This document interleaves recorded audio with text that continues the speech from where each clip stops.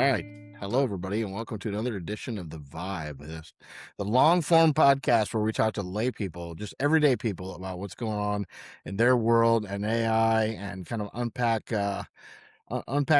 the news. If you've heard the news lately, today is April 14th when we're recording this. So somebody threw a Molotov cocktail at Sam Altman's house a couple days ago, and Dario Amodei and Anthropic are at war with the Department of War. Like, none of that really is what's going on in our world as it comes to AI. So I like to have guests. Like a mutual friend introduced me to Lauren Dickerson, a young lady who works in marketing and who's going to tell us all about how she uses AI. But Lauren, first, give us a little background. Tell us about yourself. Tell us about your basketball history, and you can mention Lawrence North, I suppose, even though we were greyhounds in this house.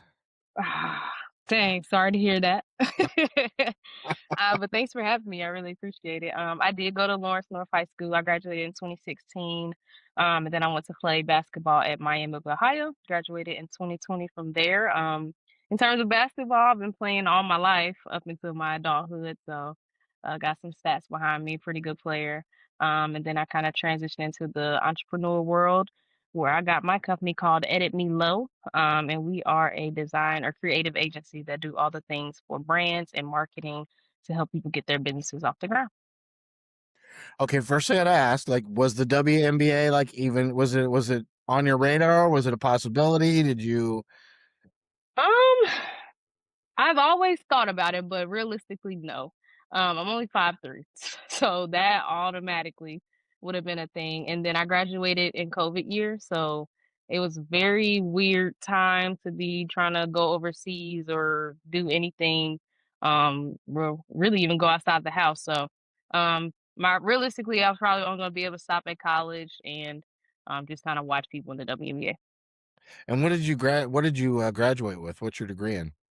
Yeah, so it's called Interactive Media Studies, but it's kind of like a spin-off of graphic design, which I did a little bit of like coding and then graphic design and then learn a little bit of this, learn a little bit of that.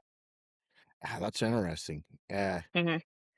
So you graduated 2016 from high school and went to Mhm. Miami of Ohio. So Mhm. there, what year did you graduate there? 2020? Oh yeah, 2020. Yep. right in the middle of COVID. Yikes. Yeah, exactly. Literally when I was graduating or like I didn't have like a graduation, so I didn't get to do the ceremony and stuff. We literally had ended our season and they were trying to figure out what they're gonna do with everybody. So it was a weird time for sure. Yeah, my son graduated high school that year, and they didn't have a graduation. And then the next year, when he was at Purdue, his freshman year was like they were all in the dorms, like at least the first semester, the entire time, and Mhm. classroom. It was that was a weird time to be a kid. Yeah. It's so at that time, 2020. So that's 2 years before ChatGPT launched. Like, if you can think back, what would if I said artificial intelligence to you back then? What would you have thought? Nothing. I would've been like, "That has nothing to do with me." Especially if you woulda came to me and said AI, I would've been like, "Allen Iverson? What is that? What are you talking about?" I definitely wouldn't looked into it or thought anything of it. I would've been like, "That's just robots. You probably shouldn't mess with that." Yeah, and I think that's what I would have thought too. I would have thought about factories, like machine learning Mhm. algorithms with that automated factories. I Yep. absolutely like. I would have thought about sci-fi as a back end, like, but I'm not sure that sci-fi would have been my go-to on AI. It would have been more machine learning and like automated Yeah. processes, robotic arms. It's funny because Mhm. one of the first videos I shared with my wife, because she's not really into the AI thing, but I shared a video of one of the guys from Google who left Google because AI algorithms, they had like these little arms that would pick up a ball and then try to set it in another Mhm. place, right? And Mhm. like they kept trying to get it to do like a micro differentiation, which apparently in machine learning is like super hard. If it's not Mhm. 100% on or lined up, then that causes big problems in the system. And they were moving Yep. things around and trying to figure out if like this newer form transformer model could actually predict and make changes. And he said he'd walk by day after day after day, and it was failing. Then one day he walked by, and one day he saw one do it, and he was like, Yeah. wow. And it came back an hour later and they were all doing it like perfectly and everything. And he was like blown away and thought, we're not ready for this as a world. And then Right. he went on to become one of the people that's kind of a doomer. And I feared if I let my wife watch that, she wouldn't mind if I like stayed up on the AI thing. And I was right. Yeah. She's like, "Ah, I'm not interested. You do what you need to do to take care of us." Uh, Yeah, yeah. but I want to. So this is really what I. So I'm a guy who went to high school, graduated, went to IU for like a year, dropped out. I was just a little bit too much of a wild child, right? I kind of came back to life at 32 years old, working Okay. in behavioral health, and I ended up doing a lot of marketing, social media marketing. When Canva, well, like Canva's launch every year used to be like the Yeah, highlight of my year, right? And yeah, I was like, this is what I should have done. Like if I had put myself back in your shoes, marketing would have been what I would have done. Now with artificial intelligence, I'm not sure that that's what I would choose. But then I meet somebody like you, and like you're obviously leveraging it in a way to differentiate yourself. So talk a little bit mhm, about like what it's been like since ChatGPT launched. Like what does mhm, your progression through AI look like, and what does it look like for you today? yeah, so I feel like it's all of them, all the AI kind of platforms. Um, I would say it makes my jobs easier in a lot of ways. I know a lot of people are, like, scared of AI and it's taking your job and all this different stuff. I always say if you use it as a teammate, then it'll just be a team type of thing rather than it taking your job. Stop being so fearful of like what other things can do and kind of use it to your advantage. So I kind of team up with a lot of stuff. It helps me put together like strategies, social media strategies, marketing strategies, and then kind of just flesh out ideas that I may not be able to articulate the best way. So I definitely use like Claude, ChatGPT. I'm getting more into like Notebook LM, and then trying to figure out all the things there. But I literally use it every day. It's not a day that I don't go by and don't be like, hey, how can I better say this, or what is the best way that I could probably market this thing, or just kind of working with different clients and then figuring out the best way to present it as well. It has been very much easier with AI in my life. Yeah, one of the first things I realized about it, when it first launched, I was working as a development director, I've always written well, and like I thought, this thing's not gonna be able to write well. And actually, ChatGPT 3.5 wrote decent. Hmm. Like it wasn't great, but I was impressed for Yeah. the machine to write that well. But I have found over time that if it gets to know you and as a teammate, it can really take on your voice, and then Hmm. it makes me more of an editor than I don't have to be a writer for everything. That doesn't mean I can't be. Doesn't Exactly. mean when I Yeah. feel like writing, I can't write, Yeah, but it does mean exactly. we can create a lot more, and Right. I don't always have to be the writer. Is that how you use it writing wise? Absolutely. I feel like I always say like my best kind of, I guess my strength would be getting ideas out, maybe not putting it in together all organized, and then ChatGPT kind of spits it all back in a more professional way. So I always just say I just scramble and get it literally out of my head and then let ChatGPT kind of be my organizer and write it in the best way. That's amazing. Do you do that like typing it in, or do you use some type of voice interaction? Like what's your usual process with that? Yeah, I haven't gotten into the voice at all. I usually just literally type everything because it's easier for me. I have not used the voice feature at all for any of them. So that's kind of something I should probably. That probably would be easier. But it's literally, I just be like looking at the keyboard, thinking, and it helps me kind of get my Oh, thoughts out better when I type it. yeah. I go back and forth. Like I used to use voice memo on my phone. I still do sometimes. Like I do think it's really interesting how AI can weed through like a like just a brain dump. I mean, Hmm.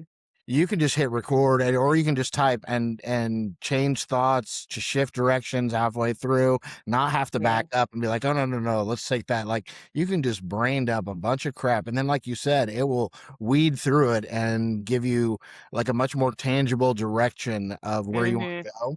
And I also Exactly. think you probably studied the design process quite a bit when you were in school. Like the whole idea of like divergent thinking is really helpful with that. Like if you're saying, Hmm. hey, I have an idea. What are your ideas on that? It will give you a whole bunch of ideas. I Yeah. don't ever sometimes go with the ones that it has, but it does make me think of things I wouldn't have thought of. 100% agree on that. I definitely use that a lot in terms of designing like flyers and stuff, and just to kind of get different ideas between ChatGPT or AI's ideas, and then like Pinterest. I kind of take a little bit of this and then a little bit of that, and kind of figure out a best design to go with the project. I think that's a great, like, showing it examples of, hey, I'd like to kind of combine these two ideas. That is one thing. So when you talk about people who are in a domain, if who are an expertise, have expertise, Mhm, like let's just say a cartoonist, right? Like they mhm, can they could prompt just straight prompt ChatGPT to make a beautiful cartoon.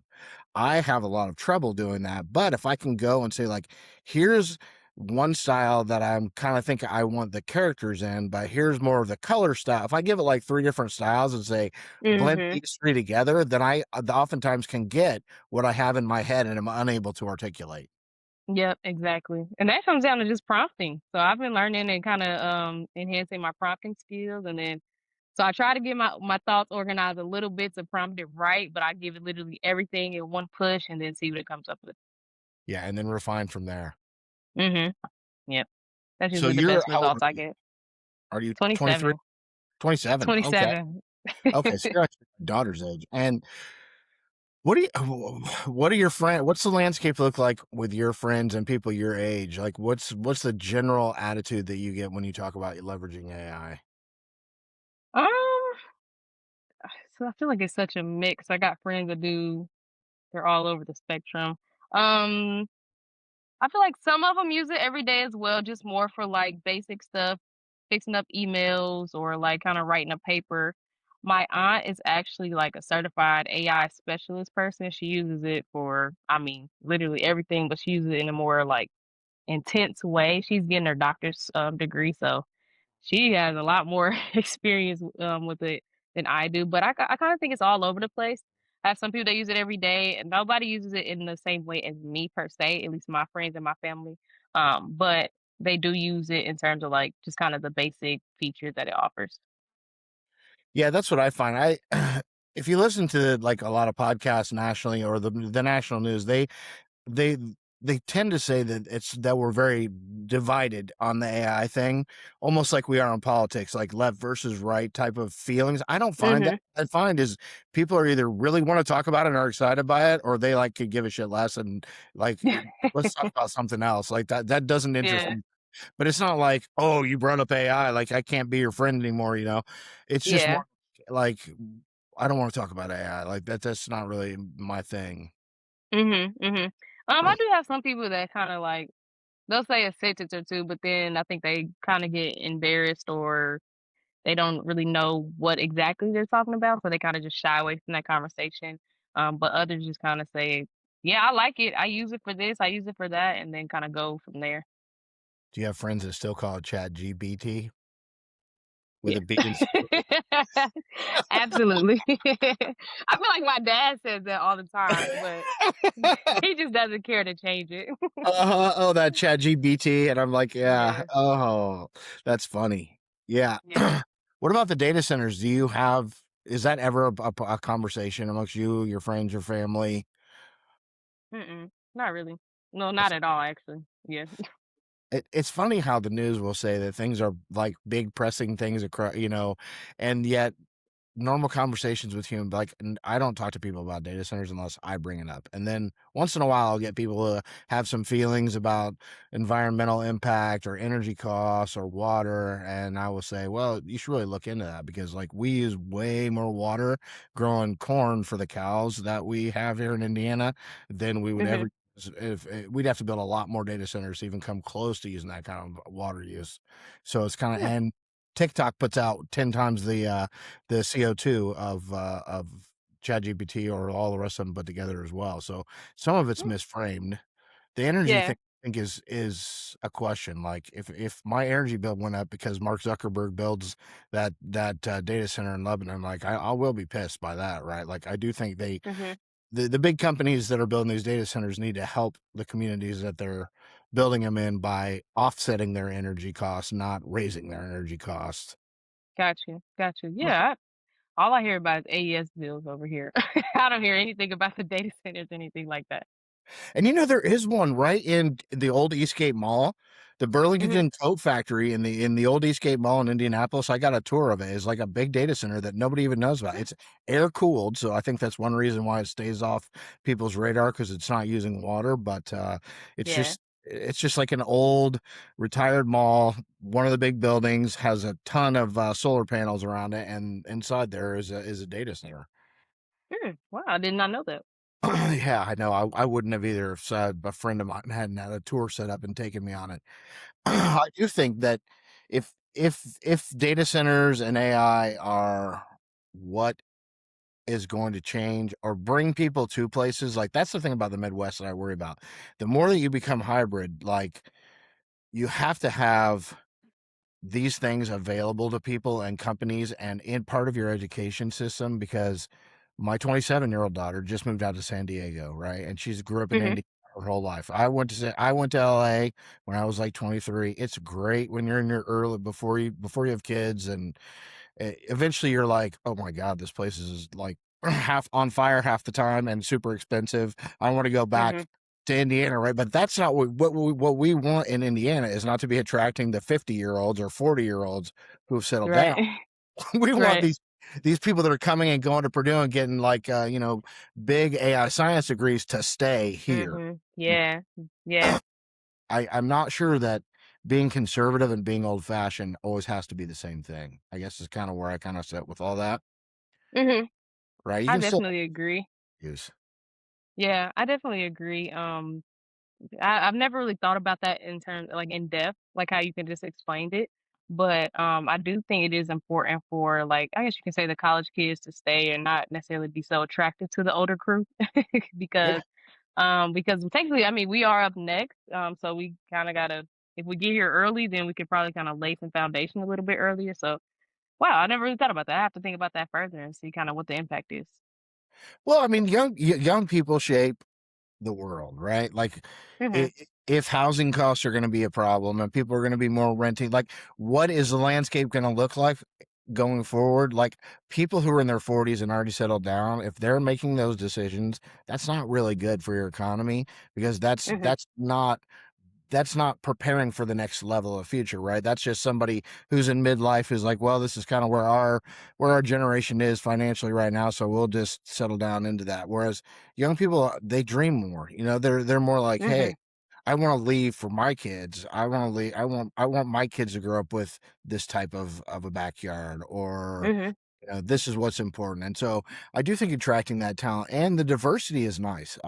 Mhm. I will say, and I don't know how you feel about this. Growing up in Indiana, well, I wanted out of here like right away, man. But I also lived in El Paso till I was like 14, so I have a little bit of an affinity for the Southwest and the West Coast. But coming back to Indiana, like the one thing that has changed since I was a kid that I do like is diversity, and I don't mean just in like Hispanic people versus African American people versus white people. I mean like you can actually go find Indian food that Indian people own, right? And you can actually go find cultural areas where it's not just a Midwesterner trying to imitate a culture, but the culture exists here. And when I was a Yeah. kid, it didn't. You had to go to Chicago, and the excuse was, Mhm. well, if you want to build to Chicago, you're going to have the kind of crime that you have in Chicago. Where if we don't build that size of city here, we won't have that crime. And I'm like, yeah, but you have a boring ass like whitewashed city, and I don't mean that like again from a Caucasian standpoint, but like it's one perspective on everything. Yeah. Yeah, yeah, I agree. Um, Hitting on the crime piece, I feel like you literally can't avoid crime, so I hate when people say that, and I feel like a lot of people my age, like, try to say that they hate living in Indiana, and I hear so many people say they wanna move out. I've never been that way. I personally love Indiana, especially the kinda growth that we've had or that I've seen. I mean, builders are built every day, houses are built every day. Like you said, the food's good to me. So I don't understand why everybody hates it or want to leave. I've never, like, was like, "Dang, I just really wanna leave Indiana and just I hate it here." I've always loved my city. I'm proud to be from where I'm from. And then I love to see the growth as well, and then to see the new things that come and see the new people that come and just the experiences that you can experience on an everyday basis. And then, especially with me playing sports, I think we have grown so much in those areas as well that it's just something you can't ignore. I mean, we had what the All-Star game here. I mean, it snowed, but we had stuff like that. We have cool things going on. Downtown is actually a great place to be. I mean, outside of the crime, of course, but again, you have that everywhere. You just kinda gotta go with the right people. People have to act right. One, most of the time it's not the place, it's the people. So I love Indiana. I say that till I die. Like I will rep my city as long as I can anywhere I go. So I don't really understand that narrative that people try to put on our state and all that stuff. Cause hey, I love it. Now I do know people call us Nap Town and we love to sleep a lot, which guilty for sure. But I mean, again, I love my city, so I can't complain. Well, I think we've leaned into our strengths up till now for the last 20 years, right? So you mentioned the sports thing, like basketball has been a staple Mhm. sport in Indiana since like back in Hoosiers days, which is way older than Mhm. me, and motocross racing, right? And so now we have like the 500 track is 10 times better than it's ever been. Purdue has like a Mhm. whole school around motorsports engineering. I hope that we continue to look at that as we advance into this AI like era, because things are going to change, Yeah. right? Like Yeah. digital creation is going to change. How we run how we run sports events is going to change. So as long as Mhm. we continue to lean into our strengths, but progress in a way that doesn't put us in the stone ages technology Mhm. wise, I think Yeah. we're geared for a great place. Absolutely, absolutely. And again, use it as your teammate. I feel like we can use AI in so many ways in different avenues within Indiana that people just got to learn how to use it correctly. I think it's our biggest kind of hurdle, I guess you can say. And people are just kind of listening to all the gurus on TikTok per se, or just kind of YouTube University. They kind of get in like a learning kind of. I don't even know. They just learn forever and then never actually use it correctly, and then that just kind of leaves you in a like a eerie place. Where do you think that should start? Like K through 12 or junior high, high school? Like, if you had a kid, Mm, like when would you mhm. artificial intelligence to be introduced to them? Yeah, I would say middle school, high school Yeah. type kind of time, just because I think today's kids are too iPad savvy at a very, very young age, and it kind of exposes them to things that they don't necessarily need to be exposed to. But I think it's also something that we can't ignore. So I know they're going to be using it, but I rather them learn it kind of from more in a safe way from me personally. If I had a child myself, and then kind of teaching them how to use it, go through the courses first that's free from the people that actually built it, like Anthropic. Stop just going to your friend who said just get on ChatGPT and learn all this stuff, but kind of learn it in a way that's like beneficial rather than like cheating on a test or trying to just get your answers for your homework and just not really actually know what you're doing. I agree with that. I think parents have a big role in this, and you're part of the generation that the whole book, the anxious generation, was written around. Yeah. Feel about all that? Do you feel like social media caused your generation, or do you feel like that's just a subset of your generation that's kind of blaming it on social media? Um, I'm in a weird kind of time because we had books when I was in school. And then kind of now I'm kind of seeing the change. I think it's hurting a lot of people or young people today because again they don't know how to use it properly. They're just doing it to say they did it and they're not actually learning anything. So they're just kind of putting in an answer and then it's spitting out an answer. Then they're not even changing what the answer says. Yeah. It could spell like 5 words wrong and they wouldn't know it because they trust the technology that much. That I think that's crippling them, that they don't even have like brain power at this point. So I think again it comes down to the parents kind of saying, okay, you have this answer, you have this resource, but what exactly are you gonna do with it? Yeah, I would agree with that. I'm Gen X, and like we were kind of raised by the TV. We were the latchkey kids, and I would say that we spent so much time in front of the television that we had some unrealistic expectations for life working out without us having to put a whole lot of effort into it. And I definitely live like that, but I don't blame television for that. Like, I think Yeah. my parents did the best they could with what they had, but they could have let it be less of a babysitter for me, and they Mhm. could have controlled what I watch and talked to me about what I was watching a little bit more. And I feel like that's Yeah. kind of how the social media thing is. Like, I mean, my daughter's on TikTok more than I want her to be, but I do pay attention. Like, I pay attention to what's coming across TikTok, like, and it's Yeah. a lot of it is like F bombs and rap and this and that. And I remember back, NWA and Eazy-E were real popular my senior year in high school, and I was totally into it. So I'm like, that's being a kid. Like, it Mhm. doesn't make my skin crawl for my 15-year-old to hear some of Cardi B's lyrics? Yes, but to me, that's being a kid. Now, if I Yeah. start hearing like anti-Jewish rhetoric or like real political stuff coming across her TikTok feed, I'm gonna be like, "Whoa, Missy! Like, we need to look at Mhm. what we're looking at," because that's when it's starting to like put opinions in kids' heads before they've had enough time Yeah.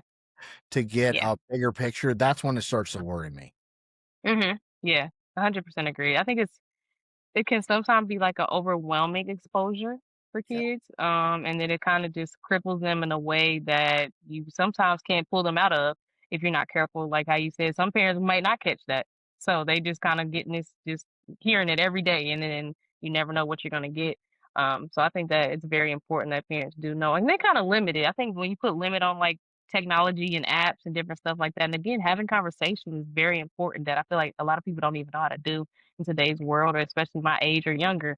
These kids now are not putting a lot of brain power into anything. They kind of just get in the video and they're repeating what they hear without any like or any type of like thought behind it or explanation from a parent or anything like that.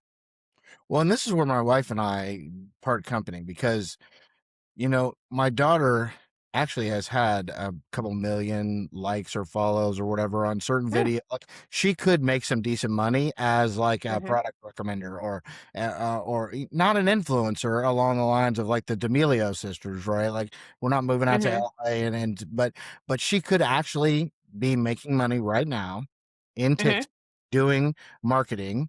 And my wife mm, is like, no, absolutely not. Like, I, she watches the D'Amelio sisters like on Netflix or something and how screwed up they are because they were raised basically like all the kids that were raised through Hollywood and like their whole life revolved around. And I'm like, okay, that chances of that happening are slim to none. Very few people become that level without pumping a shit ton of money into it on this, mhm, right? But mhm. if that is the economy of the future, wouldn't you rather her be on there like creating things that's bringing in money than just Yeah. sitting in front of it consuming and doom scrolling? Yep. Yep. I feel like um so that's why earlier I was thinking, in terms of the social media piece as a whole, I think it's more of a hindrance to like mental health, or everybody plays that compare game. Yeah. Again, it should come down to teaching someone properly. When you have influence, this is the kind of definition I go by. When you have influence on someone, use it correctly. Teach them the correct way. So don't let her watch maybe the people that she is thinking about that she doesn't want her to be like. Maybe kind of expose her to more people you want her to be like, or kind of explain it further. Just again, have those conversations that makes it make sense, but also is a safe route that kind of go in a direction that you think is correct. I think that's very important. That takes a little bit of work, right? And Yeah, exactly. and I think that's it. I think, but it's my wife is one of those parents that like hell, she just drove 2 hours to take my daughter to Muncie because that's where she plays volleyball, and she does that twice a week. So it's not that she's not totally invested mom. Mhm. It's that Yeah, I think 100%. as parents we have to evolve as well and say, okay, what does it mean to be a responsible parent in an Yeah. age where technology has this much influence on our children's lives?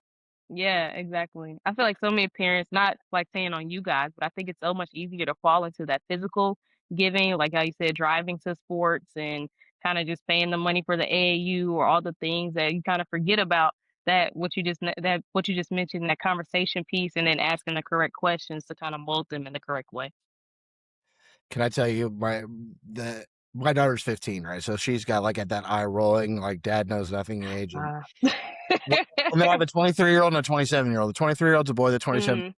one of the things I love about artificial intelligence is that it's so new that I know way more about something than any of my kids do, and that annoys them Mhm. all, right? But Mhm. my 15-year-old just rolls her eyes at me normally, and forever she was like, I would ask her and her friends, like, "What are you guys doing with AI?" And they would just blow me off. Once in a while, she would talk to me. This is like 2 years ago. She would say, "Well, I use the one in Snapchat. Like, there's a chat bot in there in Snapchat," and actually like there was an article about Snapchat's chatbot recommending that a girl who was like 14 was in love with a 30-year-old man, and and her parents were Yeah. against it, and it was telling her like, well, you love who you love, and your parents just don't understand it. And I'm sure they've fixed the guardrails on that. Like, I'm not hating on Snapchat right now, but my daughter was, Mhm. that was the one time I told my daughter about that. She's like, well, if you want to get on with me, and we can like role play with it and see what kind of output we get with it.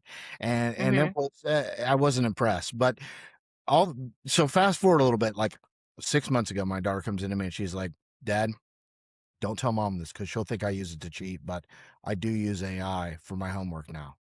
And I was like, Mhm. cool. The only thing you could tell me Yeah.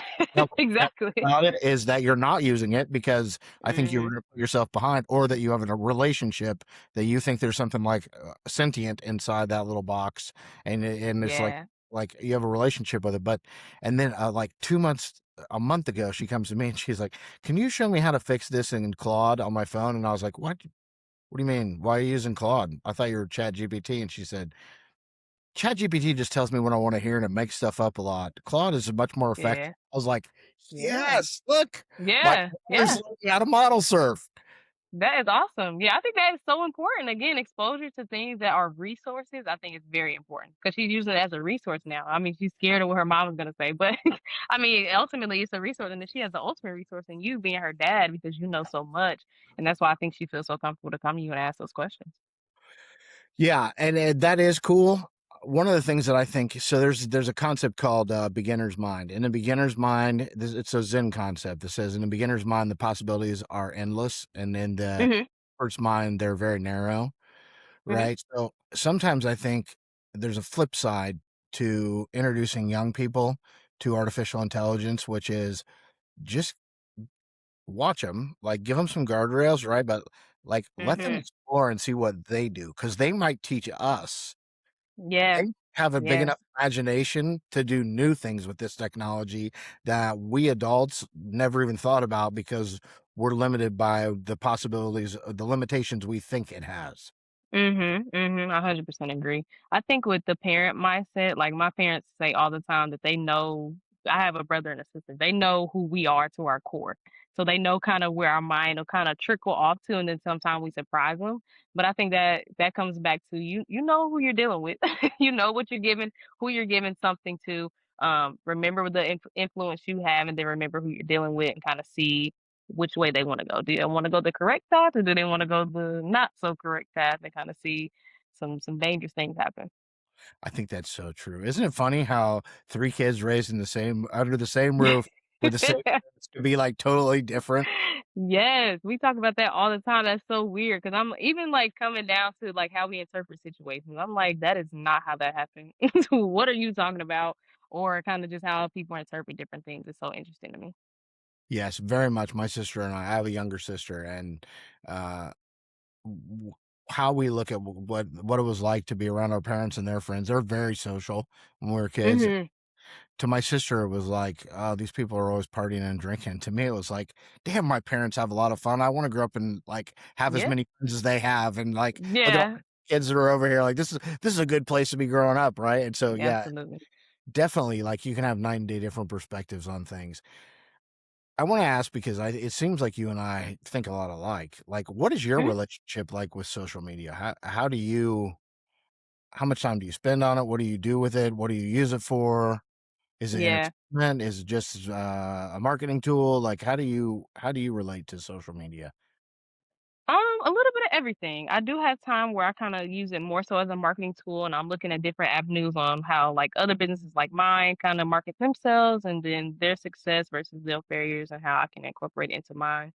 But then I absolutely am just a girl sometime, and I am on that thing just kinda scrolling and looking at stories and just kinda having it as a waste time. So I think it's kinda important to have a balance. I do think there is a kinda negative feature in the part where I'm just kinda scrolling sometimes, where I'm just like, 2 hours have passed and I've done nothing. So I think that's not very good. But I also think without me even realizing it, I do a lot more research within my scrolling time than I think. Because I'm finding a lot of like research things, especially on TikTok. TikTok has become such a learning thing for me. Even it comes down to like my personal self growth and then just kind of navigating my emotions and then business growth and then different hacks people use to get, let's say, a business credit card or something like that. Um, So there's a lot of learning that happens within my kind of waste time that I don't realize, but I do think I have like a kind of a healthy balance between the two. Yeah, I think that's very smart. I've never really been a scroller, but I've always been like a watch movies or watch documentaries or listen to long podcasts. Mhm. It's just I have a different I have a different way of taking things in and being entertained by things. But I Mhm. will say, like, I do think it's made my attention span a little. Maybe it's more AI than social media on my Mm. front, but like I'm not gonna go read something real long. Like I didn't want to before, now I'm just not going to. Like I'm gonna stick Yeah. in ChatGPT Yeah. to give me the TLDR, like summarize this for me. And Yes.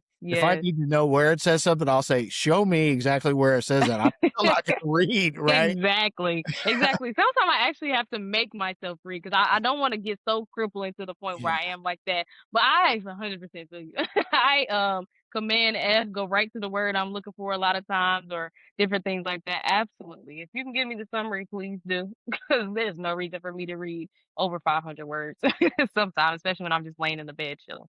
And is that gonna hurt us, or are we just gonna is it just gonna are we just gonna look different? I mean, as a society, like, you know, Mhm. I mean, there was a time when we didn't read where verbal stories were like how we carried everything on. And you could argue that while quality of life was not great back then, relationships were very strong. And the other reason Mhm. quality of life wasn't great was because we just hadn't developed like medicine and things like that. But and then there was a time when reading became back in Socrates and Plato's days, if you could read, like you spend most of your time reading. And now there's very few Mhm. people who want a PhD in like the humanities who read to that level. I Yeah. don't know. Is it even necessary, or if we stop doing a lot of that, is it going to really hurt us? That's something I continuously ask myself. Yeah. I personally think it would hurt us because I feel like there's a saying, I forget the exact way to say it, but they put all the best knowledge or best information in a book because they know people aren't going to read it. So I think in terms of ways like that, that'll definitely hurt us and hinder us because you'll never go to the source for the correct information or the proper information. You're just kind of looking for a summary, and then you're just gonna get that quick win, and then the next step you're kind of lost with it. So I think it is gonna hurt us eventually, especially with these kids now. They're just using it for like quick answers to just kind of turn in an assignment rather than actually learning the curriculum. Like I would hate for my doctor to just chat GBT something going on with my body and then just tell me what chat GBT says because I could have just did that myself. Okay, but let me push back just a little bit on a couple of those thoughts. So, if you look at Africa, Africa has really done great things with chatbots. So they have community health workers there, which we have community health workers here. It's essentially like somebody with a high school degree who Mhm. goes through a couple weeks training and then goes out and does like a recovery coach type of job with people. All right, and so Okay. Africa does not have enough nurses, doctors. They don't have anything, at least the area of Africa. So they spent like $55 million training community health workers, and they sent them out to Mhm. these villages. And then they were like, shit, like they still only know how to address like one or two things Mhm. that are issues in the village, and there's like 1,000 things that are issues in the village. Well, now Mhm. that bots are there, they can go out with a chatbot and they can be that human, they can be that caregiver, but they have this information source that can really help upskill them. Now, is it at the level of efficacy that we would be comfortable with in the United States? No. Mhm. Will it be in the next 2 or 3 years? Probably. So Mhm. if I don't know, if it just becomes more about how we relate to other human beings and how we choose the options put in front of us than it does just about knowing the knowledge, I could see where that just shifts what our skills are rather than dumbs us down. Mhm. Um, well, I mean, I guess that is true. I mean, you got a point. Definitely, I understand what you're trying to say. I mean, again, it just comes down to where we are in the time frame and where we in those next few years, kind of what happens.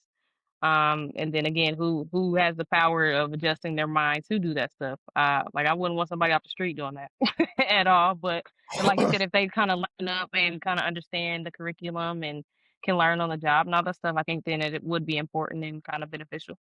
And and I think you're 100% right. I think if we don't figure out like how to deploy this across all of society properly and how to leverage it, then Hmm. we will get a strong divide. We'll get people who Yeah. really want to do the best they can with this technology and dive in, and it Yeah. amplifies their abilities. And then we'll get the lazier people, like the whole cheating thing. I've always said, like, you think people didn't cheat before ChatGPT? They just have a new tool for it now, right? Cheater's going to be a cheater. Right. Right, a lazy Right, right, person's right. gonna be a lazy person, but this does allow the cheater to be a hyper cheater, and the lazy person to be hyper lazy, and the ambitious Mhm. person to be hyper ambitious. So I guess my biggest fear is that we're really going to divide in like Yeah. maybe 30% of ambitious people in the United States will be doing all the work, and the other Yeah. 70% people are kind of like watching, scrolling, doom scrolling TikTok, not scrolling it like they want to learn stuff. Exactly. Exactly. You said it well said that way. Well, and I don't know how we change that, right? Like I th Yeah. I feel like the parenting thing that came up, I honestly feel like we have to take individual ownership again, and small, like, family, not family just like, your nuclear four-person family, but your aunts and uncles and cousins, and Mhm. in a small village, or like, it needs Yeah. to go from the grassroots out to say, like, "Hey, Yeah. we want to make sure that we're thriving as this stuff moves forward, rather than just being like, hey, government, like, you need to fix this," because we all know, like, they're not going to fix anything right now. And Right. i I don't get real political, but everybody who watches this show knows that I'm pretty strongly Republican, but I don't feel like either side is anything other than just like a let's make everything a drama scene, and we hate Mhm. anything that the other side, like, I feel like we're at a horrible place government Yeah. wise, where all they're doing is Mhm. arguing all the time. And Yeah. so relying on them to fix a situation that's as strong as this, like, we probably, the people, need to take back a little bit of the onus and the ownership in this, and not wait for them to do it for us. Yeah, 100% agree. I think the government has turned into a big entertainment sector right now. So they're just kind of putting on their character every day and then showing the world through social media and all that stuff. So that's a very interesting conversation. But yeah, 100%. I think AI has its part. And then I think it goes back to our conversation on like how people can grow up in the same household or grow up in the same kind of course that you said, or that we said, and then interpret it completely different. How they end up using it is kind of scary if you think about it. Again, yeah, I feel like if you have influence, use it the go the right way, not the left way. And then just kind of being mindful of that and using it in the proper manner, I would say. Yeah, I would agree with that. I do think the one place where, and I totally understand people who feel like we should wait till junior high, high school to really introduce this technology. I do think that we should start to teach kids at an age appropriate level, like the underpinnings of tech, like how algorithms work when you're in Mhm. like first grade, but at like first grade level, right? Because my fear is, and it's for boys more than girls. This may be sexist, but my fear is that we're gonna have a whole generation of boys who are like in love with chatbots, and once they put it into a robot's body, it's gonna be way worse. And if Yeah. you can teach people what's actually going on at a mid level, right, or at an age Mhm. level, like, there's much less. When Claude sounds like it's alive, like, I laugh. I don't, because I know enough about, I'm not a computer scientist, but I know enough Mhm. about how predictive models work to realize that it's just manipulating the language really well, right? I Mhm. Mhm. think maybe they figured it out and Claude's alive now, right? But like, I think they're going to be important that people understand that this technology, maybe it will become sentient at some point in time, but until that happens, like, I think young people need to understand, like, there's nothing inside this little box that's anywhere near alive. It's just super good at language, which tricks our mind Yeah. believing that it's a lot like us. Mhm. Mhm. 100% agree. I want to take back my answer then, going back to like when the kids should learn because they're teaching sex ed in 5th grade.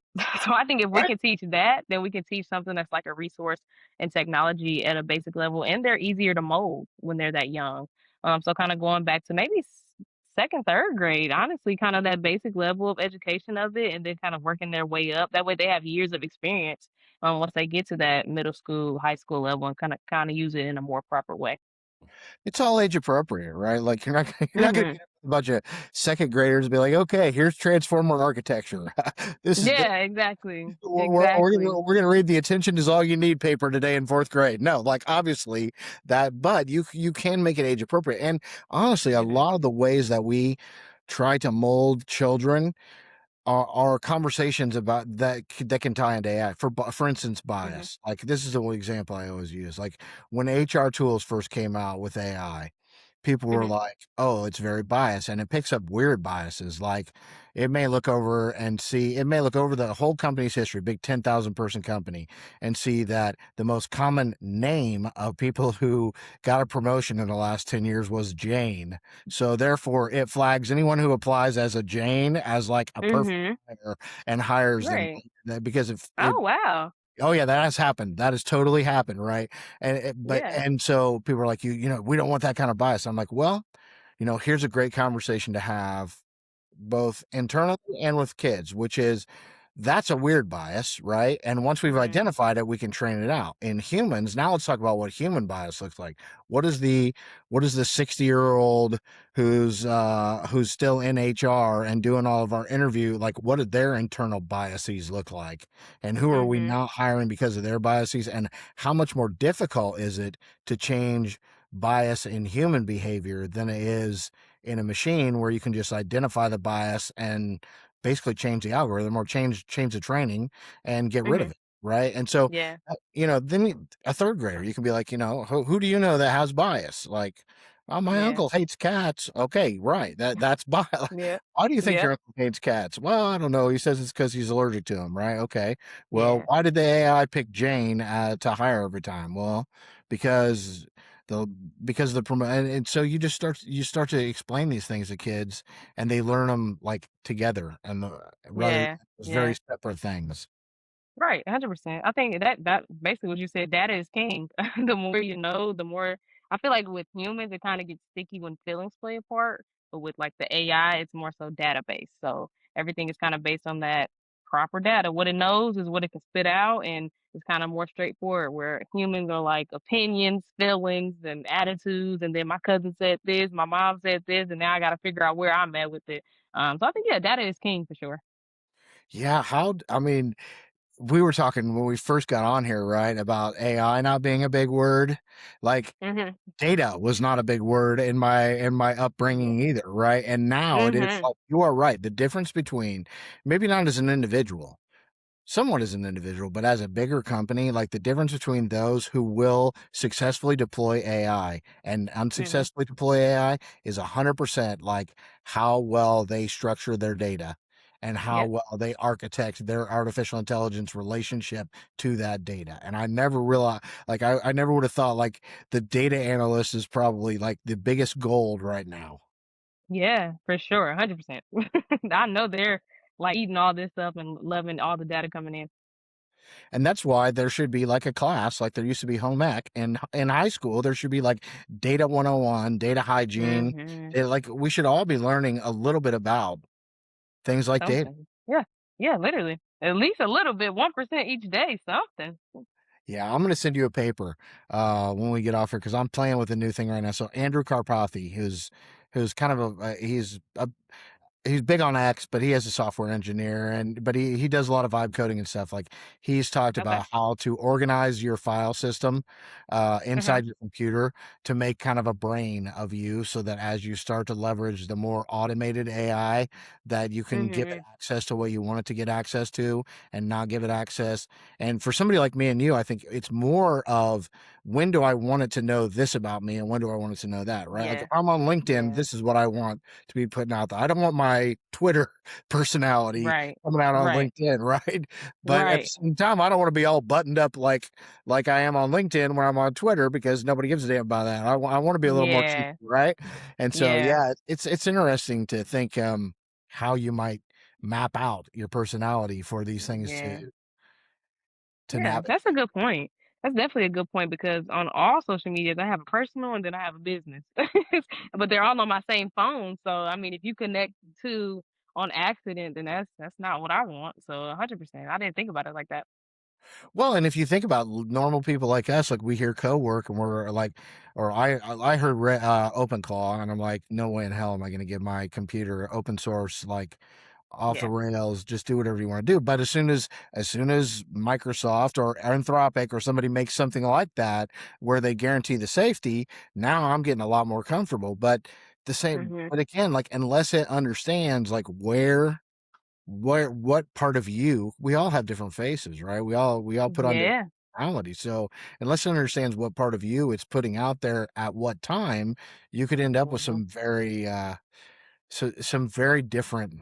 It's funny because my Claude account knows me fairly well, and one thing that it will do is anytime it generates a prompt for me, even if it's for a Mhm. video, it will say, I will see at the end of it, it will say, absolutely never use M dashes because Oh, yeah.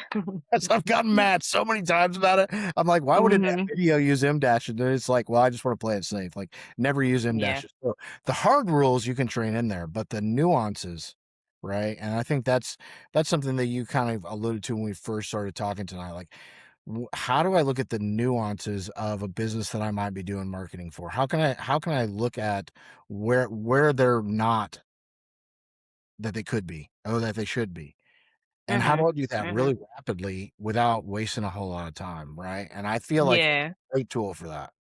Mhm. 100%. Again, like I said, I use it every single day. I've gotten really good at the prompting part, so it kinda understands a little bit of what you just kinda named. And then learn understanding for me is switching industries. You can't do the same thing that you do for, like, a cleaning company that you do for, like, um any other company, right? So understanding the difference and then kind of applying what needs to be applied here and not necessarily here, and then kind of just understanding that what works best for this company as well. And then I think branding plays such a huge part in marketing. Some people have like there's certain words that they kinda associate with their company that they wanna play into their marketing that maybe other companies in the industry don't necessarily have. So I gotta be able to tie literally everything together and make it all work. So I think I've gotten pretty good at kinda, like, using chat or using AI as a whole to kinda flesh out some things that work and for everything that's given to me.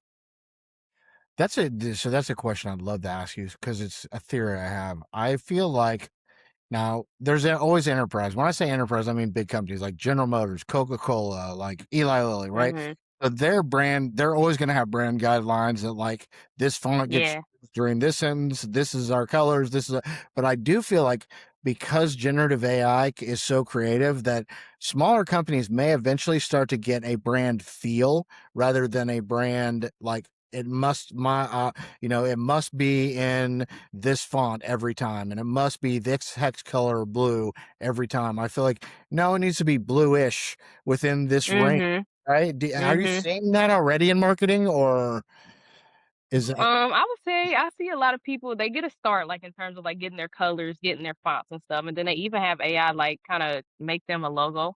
But a lot of people, what I run into, you can't use that logo. It has to be made it has to be made on, like, Illustrator or Photoshop or something. And, so many people say, "Can you just remake what Chat made for me?" And I'm like, "No."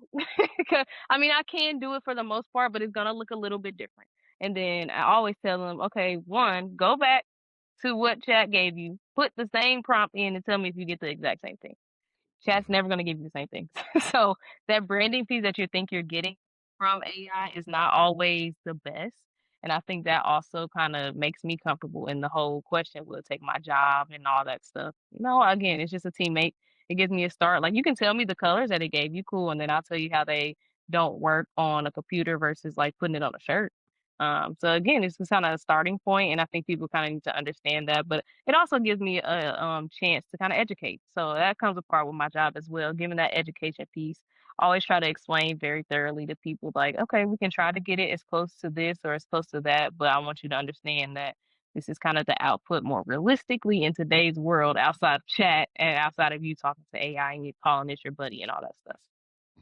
that is such a good point. This is the one that I often forget, which one thing is you can't copyright that image if Hmm. ChatGPT created it, right? So for anybody that wants a copywritten image as their logo, and then the reproduction thing, that I could see that being a real pain in the ass for marketers, for especially for digital marketers. So I've always been like a Canva hacker, right? So I don't, Hmm. I've never used what are the more advanced tools where you actually go in and could do it like pixel by pixel. Like Hmm. I've never done any of that kind of logo generation. So for me, like the copyright thing is a different issue, but I vibe branding as a smaller company, I can get with. Like, it's okay Mhm. for me if the logo looks a little different here or there, and I think there are some smaller companies, but you just brought up something that even if you're okay with the aesthetics of Vibe branding, right? The fact you can't copyright any of it because Mhm. it's AI generated creates a whole new dynamic of problem. 100%, and people have no clue about that. They just like, "I like this because this is nice." Yeah, And then even the copywriting thing, like you said, or even just the whole piece, it looks like everybody else's. I don't think they realize, especially with flyers. I really hate that people are making so many flyers with, like, AI. I understand that it's cool and it's free and all this stuff, but they all look the same, and they all don't have kinda like a uniqueness that you could really should be using on social media or to promote with your company. And then even just the branding piece of it, is this really how you want your brand branded? I don't think they think about that at all, because it literally looks like everybody else's flyer on like Instagram or Facebook or something like that. because that's the whole point of a large language model, right? Is to find the median Mhm, average, and that's where taste and doing things a little different. It's interesting, and I don't know what your experience has been with it. So, if I do have it create something for me, I can ask it mhm, what the hex colors are, and it has a pretty easy time identifying hex colors mhm. that translate fairly Yeah. closely. But if I ask it the fonts, it really struggles with that, especially if I say, "I want the fonts on this to be Canva fonts." Like, I better be able to go into Canva and find Mhm. whatever font you use on this so that if I need to make Yeah. changes, I can. A, Yeah. it doesn't do that, and B, it Mhm. can't tell me what fonts it did use. Yeah, it'll give you like 3 different ones, something close to it, and you're kinda Uh-huh. just kinda searching and playing with it. And then even with the fonts thing that people don't understand, like, let's say you do have a Canva font that you kinda made your brand around, and then you try to go to your website and use that same font. Well, it's a Canva font. You can't you can't use that. Some of them are free that you can find and download other places, but for the most part, if you don't have kinda something that's universal, Times New Roman is literally everywhere. Yep. But that, like, Alex brush or something isn't necessarily everywhere. You can't get it everywhere. So you gotta kinda think about these things that people kinda fail to in terms of the branding side that my brain automatically goes to, and I'm like, "Oh, if only you knew." Uh-huh. Uh-huh. And that is fun though. I mean, that side of marketing I love. I wouldn't want my entire job to be like typeface, but Mhm. because there are people who have like PhDs in typeface. I actually Yeah. watched a design show about that one time, and I thought that would drive me nuts. She lived in New Yeah. York City too, right? This woman, Mhm. one of the best typeface people in all of marketing, and she lives in New York City. And I thought that's got to be like a dog with its nose out of the car, where like six Yeah. million smells are going by at a time. Walking around Yeah. New York City and seeing all that typeface and actually caring about it would drive me Mhm. crazy, right? But 100%. it is really cool to understand typeface and to understand things like, yeah, if you create something in a WordPress environment and you use one of their fonts, like you're either gonna have to pay for that font somewhere else, or you may not be able to get it somewhere else. So you Mhm. do need to find something that is you fairly universal, like Times New Roman, Yeah. and not just kind of shoot from the hip and pick some crazy ass font. Canva, Right. Canva has taken some of that and democratized it. I feel like. Mhm. Mhm. Right? Because everybody can use Canva, and Yep. so their fonts become somewhat fairly universal. Yeah. Yeah. And then there a lot of people, I don't think they don't use it in a strategic way. They just say, "Oh, I like this font because it's cute," and then just They kinda don't know run what with it it. was. Yeah, exactly. I don't even know what it is. I just kinda clicked it and I loved it. I've been using it ever since 'cause I just copy and paste the one font box or text box from right there and then just use it throughout. But yeah. And some of those sub font strings in Canva are like 50, 60 fonts long. There's one of the logos for a company I work for is kind of looks like it was like Zen type. Well, I still haven't figured out the typography yet. I think it was probably AI generated, but it's like kind of like Asian-y writing.